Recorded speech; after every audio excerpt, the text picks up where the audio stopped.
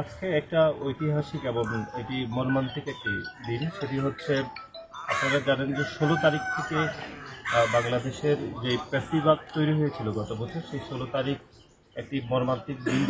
দিনের শুরুতে আপনি জানেন শহীদ আবু সাইদ প্রথমে শহীদ হন। তার কিছুক্ষণ পরে আমরা জানতে পারলাম যে চট্টগ্রামে আমাদের সহযোদ্ধা, আমাদের ভাই শহীদ ওয়াসিম আকরাম চট্টগ্রামের প্রথম শহীদ হিসাবে তিনি শহীদ হয়েছেন। এবং তিনি শহীদ হওয়ার পূর্বে তিনি সামাজিক যোগাযোগ মাধ্যমে যে স্ট্যাটাসটি দিয়েছিলেন এবং চলে আসেন 16 শহরে, এই যে তিনি শুধু একা আসেন নাই, তিনি যে বাংলাদেশের সকল গণতান্ত্রিক মানুষকে তিনি ঐক্যবদ্ধ করে ডাক দিয়েছিলেন।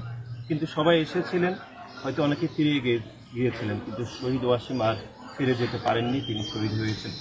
শহীদ ওয়াসিম বাংলাদেশের একটি গণতান্ত্রিক, বাংলাদেশে একটি বিরোধী দলের রাজনীতি করতেন, বাংলাদেশ জাতীয়তাবাদী ছাত্র দলের একনিষ্ঠ কর্মী ছিলেন, আমাদের সহযোদ্ধা ছিলেন। তিনি জানতেন যে তিনি খুনি হাসিনার রেজিমে কখনো চাকরির পরীক্ষা দিলে তিনি চাকরিতে উত্তীর্ণ হলেও তিনি চাকরি পাবেন না।